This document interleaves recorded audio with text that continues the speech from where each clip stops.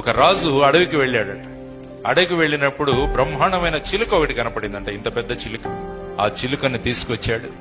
బ్రహ్మాండంగా దానికి బాదము, జీడిపప్పు, పిస్తాలు అన్ని తినిపించడం మొదలుపెట్టారు. దానికేముంది, హాయిగా కంఫర్టబుల్ గా ఉంది లైఫ్.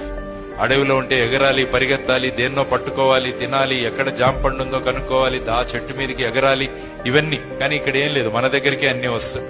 ఒక వారం తర్వాత రాజు తన కిటికీ తెరిస్తే ఇది బ్రహ్మాండంగా ఎగురుతూ ఉంటుందేమో అనుకుంటే అది అక్కడే కూర్చుంది. అడవిలో బ్రహ్మాండంగా ఎగిరింది, ఇక్కడేంటి ఇలా కూర్చుందని చెప్పేసి చాలా బాధపడి ఒక ప్రకటన వేయిస్తాడు. ఈ చిలుకను ఎవరైనా ఎగిరేటట్టు చేస్తే వాళ్ళకు బహుమతినిస్తాను అన్నారు.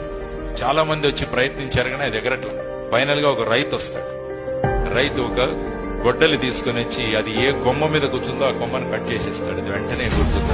కాబట్టి మనం కూడా లక్ష్య సాధనలో ముందుకు వెళ్ళాలంటే కంఫర్ట్ జోన్ నుంచి బయటపడాలి.